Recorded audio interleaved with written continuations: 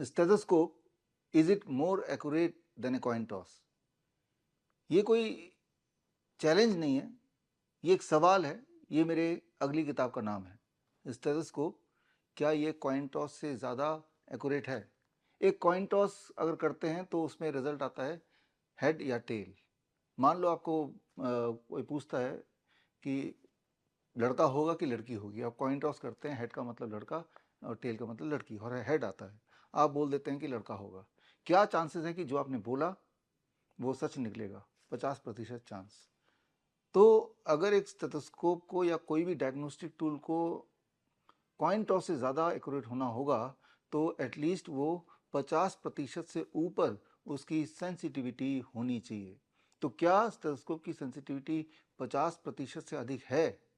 इस सवाल का जवाब मेरी अगली किताब में, किताब का नाम है stethoscope, is it more accurate then the coin toss. इस किताब की रिलीज मैं करने जा रहा हूँ 23 जुलाई को, चंद्रशेखर आज़ाद जयंती, बाल गंगाधर तिलक जयंती के दिन 11 बजे आप मेरे साथ जुड़िए और आपको मैं बताऊंगा ऐसी बारीकियां जिनको समझने के बाद आप ये समझेंगे कि पिछले कई सालों से, लगभग जब से आप पैदा हुए हैं, जब भी आप किसी डॉक्टर के पास गए हैं, सबसे पहले आपका सामना स्टेथोस्कोप से ही हुआ है और उसके बेसिस पर ही डायग्नोस हुआ है और अक्सर उस डायग्नोसिस के बेसिस पर ही इलाज हुआ है।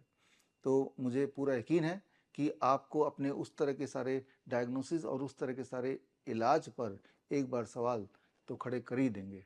तो खैर, आप कमेंट में लिखिए कि क्या हो सकता है इस सवाल का जवाब। Stethoscope, is it more accurate then a coin toss? इसमें कोई मैं चैलेंज नहीं रख रहा हूँ, इसमें ना ही कोई राशि इनाम की है, क्योंकि इससे पहले जो मुझे फॉलो करते हैं लगातार उन्हें पता है मैंने इससे पहले 7 चैलेंज दिए थे और राशि हमने 10 लाख रुपए फॉर ईच चैलेंज रखा था, 70 लाख।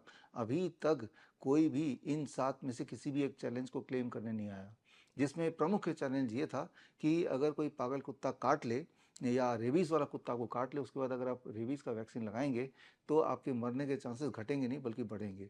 कोई मुझे गलत साबित करेगा तो मैं उसको 10 लाख रुपए दे दूंगा। तो इस तरह के मेरे 7 चैलेंजेस थे, यानी कि अभी जो एक प्रेवलेंट एक जो सोच है मेडिकल इंडस्ट्री या मेडिकल साइंस के बारे में, उसमें जैसा एक चैलेंज मेरा ये भी था या है कि कोई भी दुनिया की ऐसी एक एलोपैथिक दवाई बताइए जिससे कोई भी एक बीमारी 1% अगर ठीक हो जाए, ऐसा अगर आप साबित कर दें तो मैं आपको 10 लाख रुपए दे दूंगा।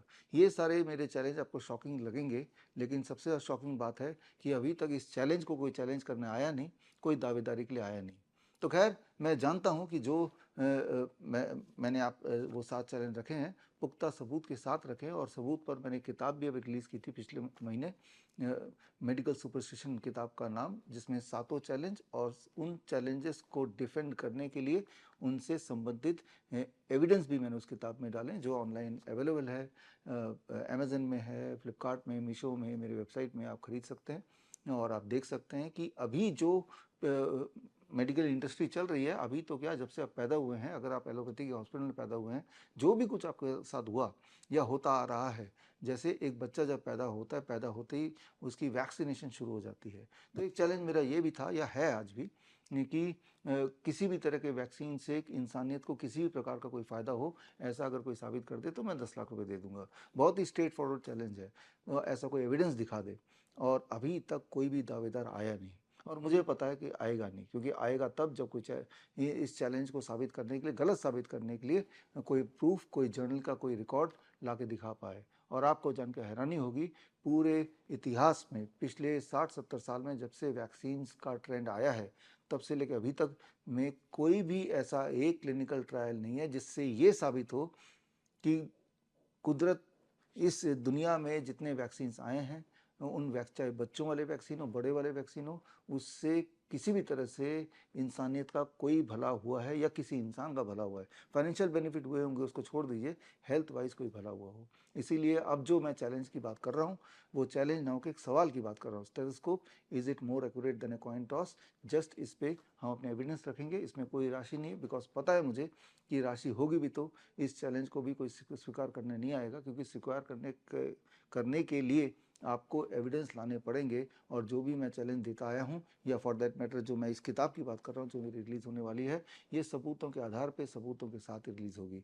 लेकिन आप ज़रूर आइए 11 बजे 23 जुलाई मेरे साथ जुड़िए लाइव। मैं आपको लाइव मिलूंगा www.coronakal.tv, और खेल खेल में आपको कुछ ऐसी बातें पता चलेंगी जो आपके जीवन में काम आएंगी। All the best, thank you, जय हिंद।